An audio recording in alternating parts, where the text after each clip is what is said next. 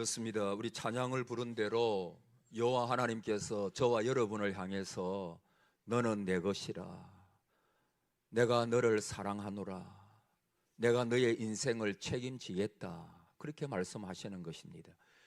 찬양대의 찬양, 이 찬양이 저와 여러분의 확신의 찬양이 되시기를 바랍니다. 오직 예수 그리스도의 복음만을 일평생 전한 바울은 오늘 본문뿐만 아니고 고린도후서 4장 5장에서 그렇게 복음만을 위하여 일생을 살게 된 이유에 대하여 세 가지로 말씀을 합니다. 첫째는 그가 세 가지 소망을 가졌기 때문에 그 복음을 위한 인생을 살 수 있었는데, 하나님의 나라에서 누리게 될 영원한 영광의 소망을 그는 가졌기 때문입니다. 4장에서 말씀하고 있습니다. 바울은 장차 하나님의 나라에서 그리스도와 함께 누리게 될 영원한 영광을 바라보고 어떤 고난도 감내하며 복음 사역에 매진할 수가 있었습니다. 이 땅 위에서 당하는 고난은, 사실 사도 바울은 엄청난 고난을 당했죠. 우리는 사도 바울의 고난만큼 당하지 않습니다. 그러나 그는 말씀하기를 장차 하나님의 나라에서 누리게 될 영광에 비하면 이 땅 위에서 주님 때문에, 복음 때문에 당하는 고난은 아무것도 아니다, 좋게 비교할 수가 없도다, 그렇게 말씀했죠. 그는 하나님 나라에서 누리게 될 영원한 영광의 소망으로 인해서 복음 사역을 감당할 수가 있었습니다. 두 번째는 5장에 보면 1절로 7절에 그는 천국의 영생을 소망하였기 때문입니다. 바울은 이 땅 위에서의 육신의 삶이 매우 더덥고 유한하며 일시적인 데 반해서 장차 성도들이 하나님의 나라에서 누리게 될 신령한 몸은 더 이상 슬픔과 고통을 겪지 않게 될 것을 알았습니다. 그리고 영원히 존재하게 될 것을 확신했습니다. 이를 설명하기 위하여 사도 바울은 이 땅 위의 삶을 손으로 지은 장막에 거하는 것으로, 장막은 잠시 거하다가, 유목민들이 잠시 거하다가 이제 좀 있으면 또 옮겨가는 것이죠. 그러니까 우리의 이 몸은 사실 잠깐 이 땅 위에서 거하는 것입니다. 그래서 장막이라고 말했죠. 그러나 하늘에서는 영원한 집에 거하느니라, 그렇게 말씀을 하고 있습니다. 천국의 영생을 소망하였기 때문에 사도 바울은 복음 사역을 잘 감당했어요. 세 번째는 5장 8절에서 10절까지 보면 최후의 심판을 믿고 바라보았기 때문입니다. 바울은 우리의 행한 모든 것이 선악간에 그 행한 대로 반드시 드러나고 그에 따라 상급과 형벌이 있게 될 최후의 심판을 바라보면서 어떤 상황에서든지 주를 기쁘시게 하고자 노력했습니다. 극심한 고난이 따를 때도 그가 사역을 포기하지 아니하고 끝까지 감당할 수 있으면 상 주시는 이심을 믿어야 할지니라 라고 말씀한 것처럼, 하나님은 내 생이 끝나고 나서 하나님의 심판대 앞에 섰을 때 선악간에 복음을 위하여 일한 모든 것에 마땅히 갚아주실 것이다. 내 눈에 눈물을 닦아주시고 내 모든 삶을 위로하시고 이 땅 위에서의 삶은 꿈의 본들 잊어버리고 하나님 나라에서 영생 복락을 누리게 될 그 영광을 소망했기 때문에 사도 바울은 끝까지 복음의 사역, 믿음의 이 모든 행로를 끝까지 잘 걸어갈 수가 있었습니다. 사랑하는 동산교회 성도 여러분, 저와 여러분도 이 세 가지 소망을 이미 가진 줄로 믿습니다. 이 소망을 가지고 어렵고 힘든 일이 있어도 결코 포기하지 말고 상 주시는 이신 그분께서 아까 우리 찬양대가 찬양한 대로 나는 너의 하나님이라, 할렐루야, 내가 너를 나의 의로운 오른손으로 붙들어 주리라. 불 가운데로 건널 때에도, 불 가운데 있을 때에도, 물 가운데로 강물이 막 흘러넘치고 바다가 흘러넘치는 폭풍우 가운데서도 내가 너를 책임지고 너의 삶을 인도하리라 라고 하시는 이 하나님의 은혜로 저와 여러분이 끝까지 믿음의 경주를 잘 달리시기를 바랍니다. 오늘 본문에서 사도 바울은 이 땅 위에서의 성도의 삶은 믿음으로 살고, 따라합시다. 믿음으로 살고 보는 것으로 행하지 않는다, 그렇게 말씀하고 있죠. 7절에 이는 우리가 믿음으로 행하고 보는 것으로 행하지 아니함이러라. 여러분, 우리 잘 아는 대로 히브리서 11장은 믿음장이죠. 거기 보면 믿음으로 산 사람을 열거하고 있습니다. 믿음으로 아벨은 가인보다 더 나은 제사를 하나님께 드림으로 하나님께 의로운 자라고 증거를 얻었다 그랬죠. 믿음으로 노아는 아직 보이지 않는 일에 경고하심을 받아 경외함으로 방주를 만들었다고 했습니다. 믿음으로 아브라함은 하나님께 부르심을 받았을 때 순종하여 장래의 유업으로 받을 땅에 나갔습니다.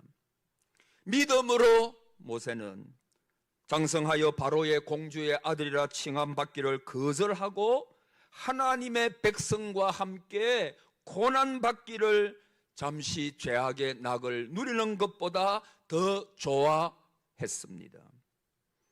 그리고 믿음으로 나라를 이기고, 믿음으로 약속을 받고, 믿음으로 사자들의 입을 막기도 하고, 믿음으로 불의 세력을 멸하고, 그리고 쭉 그 믿음으로 산 사람들에 대하여 상세하게 말씀하고 있습니다. 여러분, 우리 성도들은 보는 것으로 살지 않아요. 믿음으로 삽니다. 왜 믿음으로 사느냐? 첫째, 인생의 밤이 있기 때문입니다. 여러분, 따라합시다. 인생의 밤이 있습니다. 인생의 밤이 있어요. 여러분, 갑자기 건강을 잃을 경우도 있고 직장을 잃을 경우도 있잖아요. 잘 되던 가업이나 사업이 기울어지고 넘어져서 일어나지 못하는 경우가 있습니다. 욥을 보십시오. 참 행복한 사람이었습니다. 그는 모든 면에 부족함이 없었지요. 그런데 그에게 하루아침에 무서운 재난이 그 가정을 덮었습니다. 그는 다 알지 못했습니다. 어떤 일이 일어나고 있는지 그는 알지 못했습니다. 여러분, 많은 경우에 이 어려움은 갑자기 도둑처럼 임하는 경우가 많아요. 그래서 우리를 너무나 당황하게 만들고, 너무나 힘들게 만들고, 어떤 때는 좌절하게 만드는 경우가 너무나 많아요. 욥은 모든 재물을 다 잃었잖아요. 자기의 아들, 딸들도 하루아침에 다 잃었습니다. 그의 건강이 극도로 나빠졌습니다. 자기 아내도 하나님을 욕하고 죽으라고 말합니다. 이런 때 그의 친구들이 찾아왔습니다. 멀리서 그를 생각하여 찾아왔지만, 그러나 그들도 그들에게, 아니요, 욥에게 도움이 되지 못했습니다. 욥을 더 가슴을 칼로 찌르는 듯한 고통을 그들은 줄 뿐이었습니다. 여러분, 인생의 밤이 있기 때문에 믿음이 필요한 것입니다. 왜 믿음으로 사는가? 두 번째, 신앙의 밤도 있습니다. 여러분, 우리 사실 이야기해보면 우리의 믿음이 늘 올라가는 것만이 아니잖아요. 올라가세 하늘로 가세 우리의 믿음이 늘 올라가면 좋겠지만, 그러나 어떤 경우에는 우리의 믿음이 형편없이 떨어지는 듯, 형편없이 내려가는 그런 때도 많이 있습니다. 그래서 좌절하고 낙심하고 괴로워하는 때도 많이 있습니다. 하나님이 멀리 떠난 듯한 때입니다. 그것은 신앙의 밤이 온 것입니다. 니고데모는 밤에 예수님을 찾아왔잖아요. 여러분, 그 밤은 사실 시간의 밤이라기보다는 그의 영혼의 밤이었던 것입니다. 그의 신앙적인 영적인 상태가 밤같이 되었습니다. 그래서 예수님에게 찾아왔어요. 그리고 중생에 대한 말씀을 듣고 진리를 발견합니다. 여러분, 왜 그래도 믿음으로 살아야 하는가? 신앙의 밤도 있기 때문입니다. 세 번째, 환경의 밤이 있습니다. 한번 따라 합시다. 환경의 밤. 여러분, 우리가 생활하다 보면 주위의 환경이 깊은 어두움에 빠지는 때가 있어요. 여러분, 갈릴리 바다에서 어부 출신들, 제자들 배를 타고 갑니다마는, 그러나 풍랑이 왔잖아요. 그 풍랑이 얼마나 세게 불고 물이 그 배 위로 넘쳐 그들은 정신을 잃을 뻔했어요. 고난은 어떤 때는 우리의 정신을 잃을 뻔하게 만듭니다. 갈릴리 바다에서 밤새도록 고기를 잡았지만 그들은 한 마리도 잡지 못했습니다. 환경의 밤이 온 것입니다. 여러분, 무슨 일을 해도 잘 되지 않는 경우가 있죠. 우리를 애워싸고 있는 환경이 우리를 막 누르는 듯한 인생의 짐이 너무나 무겁기 때문에, 그 인생의 짐 때문에 마치 염려라는 것이 그거잖아요. 염려가 뭡니까? 왜 우리가 염려하면 안 되느냐? 그러나 염려가 되는 때가 있죠. 그 염려가 뭘까요? 우리를 짓누르는 것입니다. 마치 바위가 우리를 짓누르듯이 막 우리의 엄청난 힘으로 우리의 영육을 짓누르는 것입니다. 그래서 우리가 염려하면 거기서 헤어나오지가 못하는 거예요. 환경의 밤이 있습니다. 우리가 늘 평안하고 늘 좋은 때를 지나는 게 아니에요. 어젯밤에 어떤 목사님의 그 수필입니까? 하여튼 뭐 그런 비슷한 것을 들려주는 유튜버가 있었는데, 그거 보니까 자기는 옛날에 아나운서였는데 뒤에 목사님이 되셨어요. 유명한 목사님이 되셨어요. 근데 그분이 자기를 간증하면서 말하기를, 나는 옛날이나 지금이나 어렵지 않은 때가 한시도 없었다고. 옛날에는 기자 생활하면서 직장 생활하면서 너무나 어려웠고,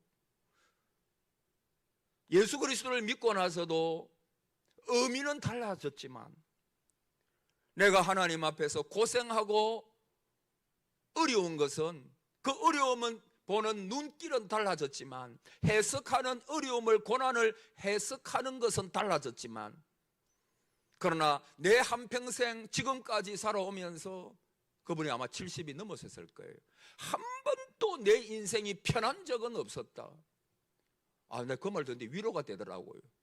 저도 뭐 그렇게 좋았던 때도 있었지만 인생이라고 하는 자체가 어려운 거잖아요. 그분도 그래 어려웠구나. 그걸 듣는데, 많은 사람들이 다 편하게 살아가는 것 같아도, 어려움이 없는 것 같아도, 다른 사람들이 알지 못하는, 여러분 그렇지 않으세요? 여러분 여기에 뭐 양복 입으시고 좋은 옷 입고 딱 앉아 계시지만은, 여러분이 겪고 있는 고난과 어려움 너무 많잖아요. 편하지 않잖아요.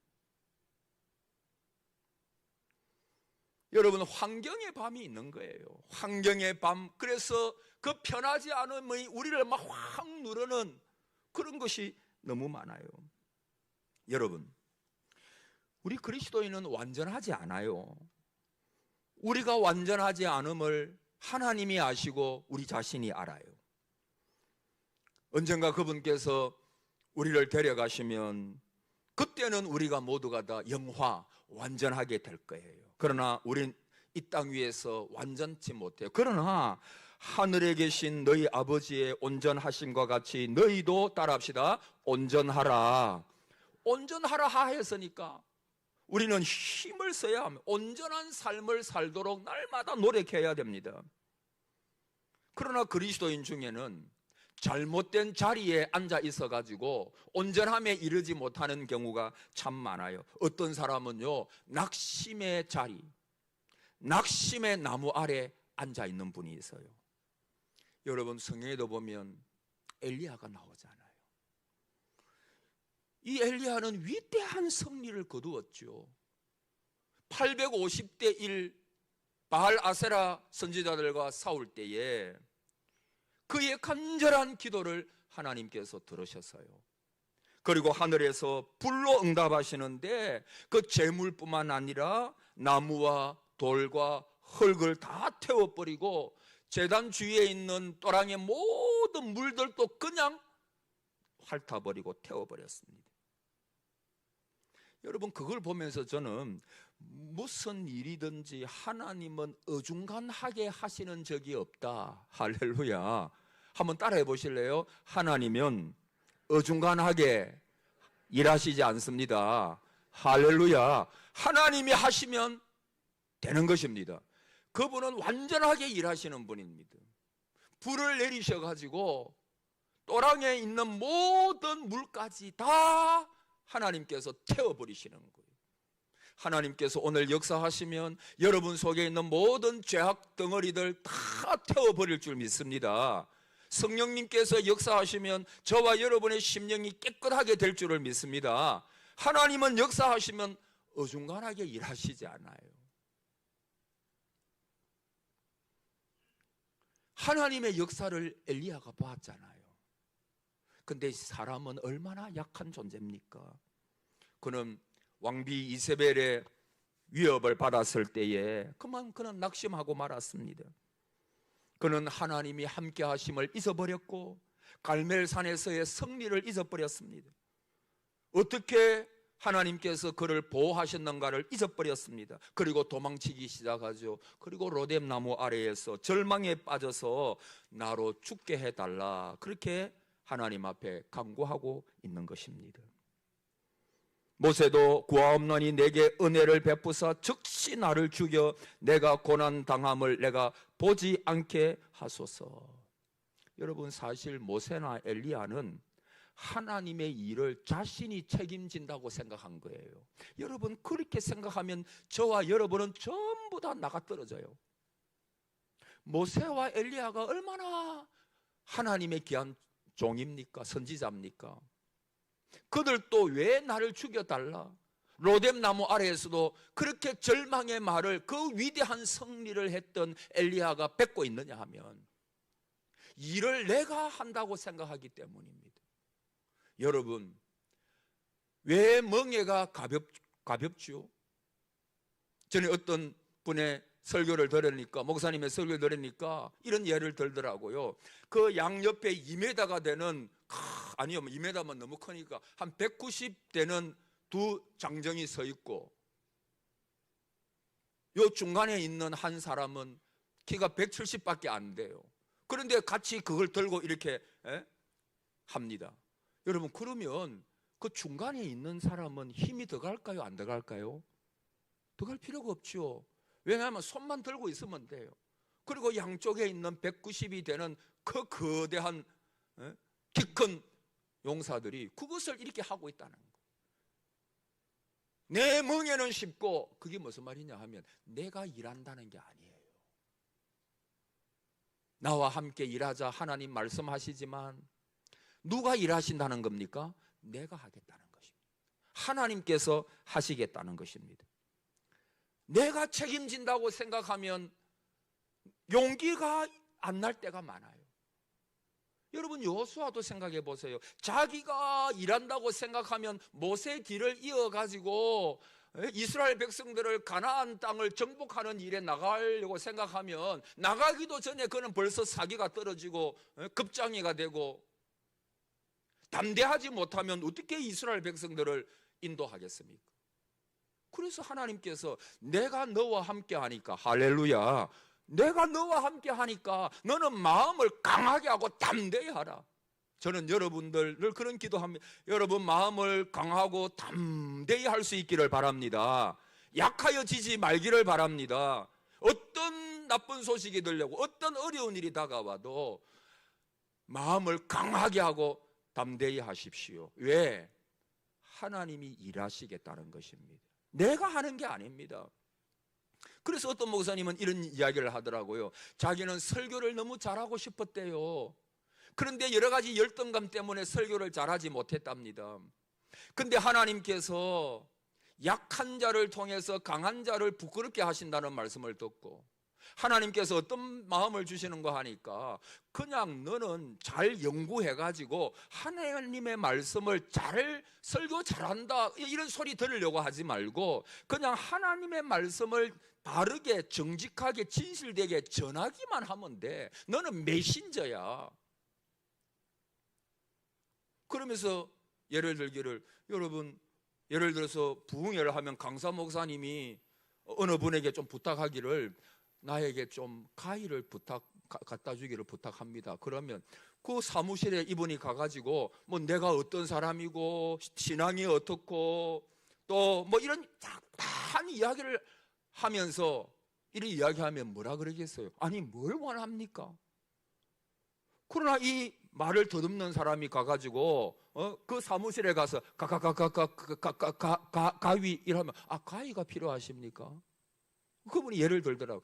그러면 가지고 가십시오. 그러면요 이분은 가위를 받아가지고 좀 입이 더듬어도 가위를 갖다 주면 되는 거. 그러면 그 모든 임무를 완성한 거잖아요. 여러분 하나님의 종도 말씀을 전할 때 부족함이 있지만은 그러나 하나님 앞에 정직하고 진실되게 이 말씀을 그냥 여러분에게 전하기만 하면 되는 거예요. 이것을 잘 전하고 못 전하고 그게 어디 있어요? 그냥 하나님의 말씀이면 오늘 여러분이 들어야 될 말씀이면 그냥 여러분에게 전하기만 하면 되는 것입니다. 전하면 그 말씀이 여러분들 속에서 역사하시는 줄을 믿습니다. 여러분 말씀이 여러분을 경고하기도 하고 늘 그러잖아요. 말씀이 여러분을 위로받을 자 위로하시고 말씀이 겁을 내는 자에게 두려워하는 자에게 용기를 주시는 줄을 믿습니다. 그냥 말씀만 전하면 되는 거예요. 그래서 우리 용서하시죠. 우리 딸도 늘 아빠 좀 평안한 톤으로 설교하세요. 뭘 그래 가함을 지르고 그럽니까? 어떤 때는 좀 거북은 말은 안 했는데 하여튼 그래. 근데 제가 천성상 이게 가함을 안 지르면 설교를 안 하는 듯한 그것도 아닌데 그런 마음이 조금 있어서 가함을 질러도 여러분 그냥 뭐 들으시기를 바랍니다. 여러분 어떤 사람은 안락의 자리에 앉아 있어요. 여러분 혹시 세속 안락을 추구하면서 거기에 여러분의 인생을 허비하고 있지 않아요? 여러분 우리 잘 아는 대로 다윗은 지붕 꼭대기에 올라갔습니다. 그런데 그 자기의 군인들은 지금 전쟁하고 있는데 근데 할 일이 별로 없습니다. 그때 그가 아름다운 목욕하는 여인을 보고 시험에 든 겁니다. 누군가 말하기를 게으른 사람의 머릿속은 악마의 일터라. 다시요. 게으른 사람의 머릿속은 누구의 일터라고요? 악마의 일터. 여러분 내가 아무것도 하지 아니하고 게을러 보십시오. 악마가요 우리 속에 막 이상한 생각을 넣어주고 엄난한 생각을 주고 악한 생각을 넣어주고 그래서 그것을 행하도록 막 부추기는 거예요. 여러분 세상이 그래요. 롯을 보십시오. 점점 소돔성에 가까이 가요. 근데 그 소돔성은 사악하고 세속적인 도시입니다. 그런데 거기에 점점 가까이 가가지고 나중에 그 속에서 삽니다. 여러분 다 잃어버려요. 아내도 소금 기둥이 되어버리고 두 딸은 세상의 갖가지 소용돌이 속에서 헤매이다가 그 두 사위도 하나님께서 유황불을 내리실 때 다 망하고 만 거예요. 여러분 우리가 하나님을 한 발자국 한 발자국 떠나기 시작하면 하나님 또 잊어버리고 하나님의 주시는 그 말씀도 잊어버리고 점점 세상 일에 관심을 기울이게 돼요. 그리스도인은 세상이 항상 내 마음을 사탄이 항상 내 마음을 빼앗으라고 한다는 사실을 잊지 말아야 합니다. 세상은 그리스도인의 능력을 허물어뜨리고 그 영향력을 잃게 만들어요. 여러분 또 어떤 사람은 의심의 불신이라고 하는 자리에 앉아 있는 사람도 있습니다. 여러분 의심의 귀리에 있을 때 하나님에 대하여 불신하고 여러분 만약 어떤 사람을 사랑하고 있는데 그를 의심하기 시작하면 여러분의 사랑은 식어버려요. 마찬가지로 하나님을 자꾸 의심하고 하나님의 사랑에 대하여 의심하기 시작할 때 우리의 열정을 얼어버리게 만듭니다. 사람은 어떤 것을 믿을 때 그것에 대하여 자신이 지닌 최상의 것을 주는 법이죠. 사랑하는 여러분, 우리는 어떤 자리에 있어야 됩니까? 낙심의 자리, 안락의 자리, 불신의 의심의 자리가 아니라 오직 의인은 믿음으로 말미암아 살리라. 믿음의 자리에 한 주간 또 있으시기를 축복합니다. 여러분, 성도의 삶은 보는 것으로 살지 않고 믿음으로 산다. 믿음으로 산다. 그리스도를 믿음으로 눈으로 보고 행하는 것입니다. 그리스도가 항상 우리를 보고 계심을 믿는 것입니다. 그분의 사랑을 믿고 사는 것입니다.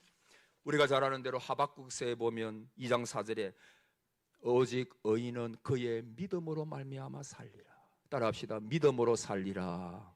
믿음으로 말미암아 살리라.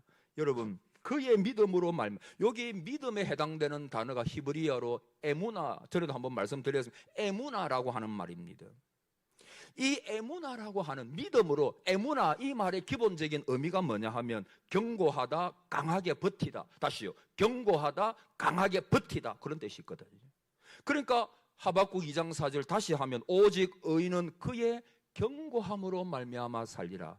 두 번째, 오직 의인은 그의 버팀으로, 그의 버팀으로 말미암아 살리라. 여러분, 요 버틴다는 말이 뭐냐 하면 이 이스라엘 백성이 아말렉과의 싸움을 하잖아요.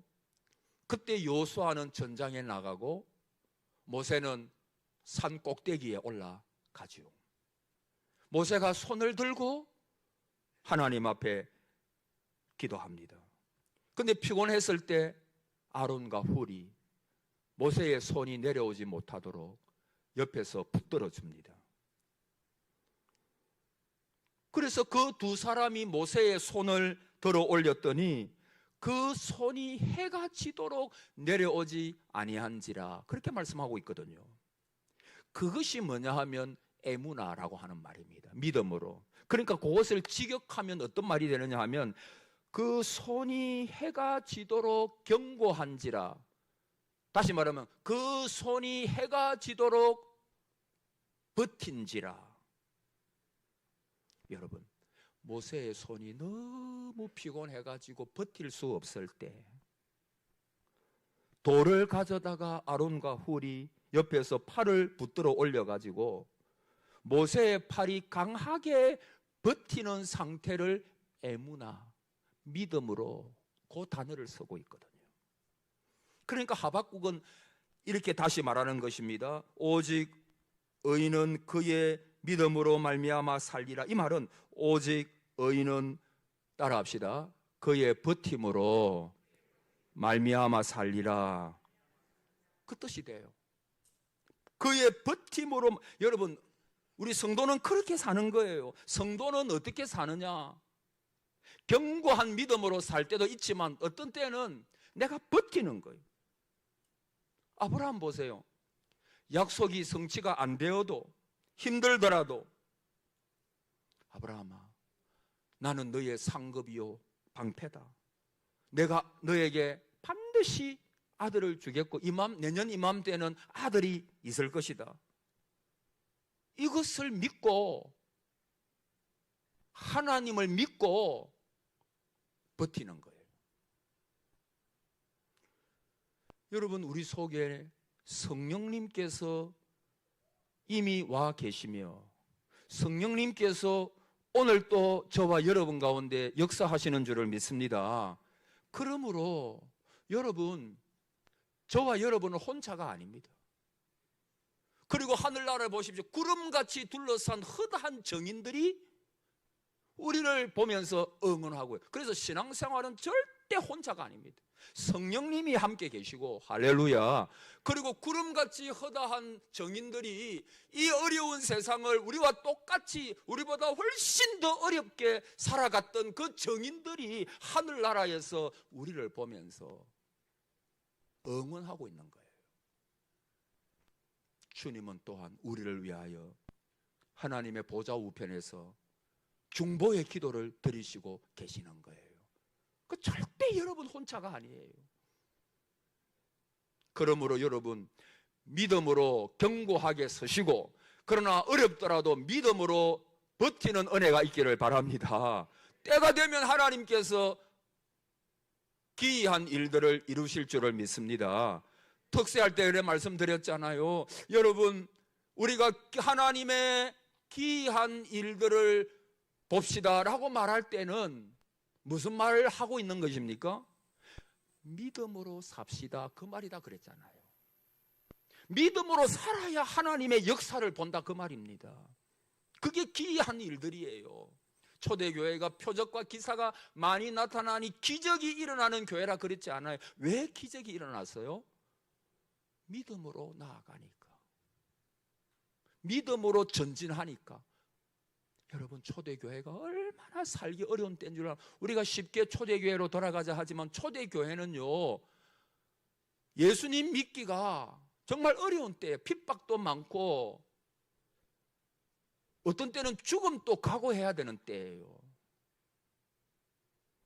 여러분, 너희가 구주를 입으로 시인하면, 예수님이 나의 주 나의 하나님이다 시인하면 너희가 구원을 받다. 아이고, 그러면 시인만 하면, 여러분 그때는요 시인하면 죽을 수 있는 때거든요. 그 무거운 단어입니다. 로마 황제가 주냐 아니면 예수 그리스도가 주냐? 예수 그리스도가 줍니다. 시인하면 너희가 구원을 받을 거예요. 여러분, 그때는요 예수 그리스도를 주라 시인하면 죽을 수도 있는 때예요. 참 어려운 때였습니다. 그러나 그들은 그 어려운 때도 성령의 충만함을 받고 나서는 믿음으로 버티면서 나아가는 것입니다. 올 한 해도 하나님께서 여러분과 함께 하셔서 여러분 형통의 복을 누리시기를 바랍니다. 그러나 어떤 때는 어려움도 많이 다가올 거예요. 그렇지 않아요? 힘든 일도 많이 다가올 수 있어요. 그때도 이 말씀을 기억하십시오. 에무나, 오직 의인은 믿음의 자리에서 버텨야 됩니다. 그분께서 나를 잡아주심을 믿고 그분을 의지하면서 버티어 나가야 됩니다. 그러면 좋은 날이 올 줄을 믿습니다. 하나님의 은혜가 함께 하실 줄을 믿습니다. 절대 포기하지 마세요. 하나님이 살아 계시는 한 내가 끝났다 그래 말하면 안 돼요. 하나님의 기이한 일들이 저와 우리 여러분 가정과 우리 교회에 일어날 줄을 믿습니다. 오직 믿음으로 말미암아 살리라. 자, 우리 7절 말씀을 읽고 설교 마치겠습니다. 고린도후서 5장 7절 시작. 이는 우리가 믿음으로 행하고 보는 것으로 행하지 아니하며라. 할렐루야. 이 은혜가 함께 하기를 축복합니다. 아멘.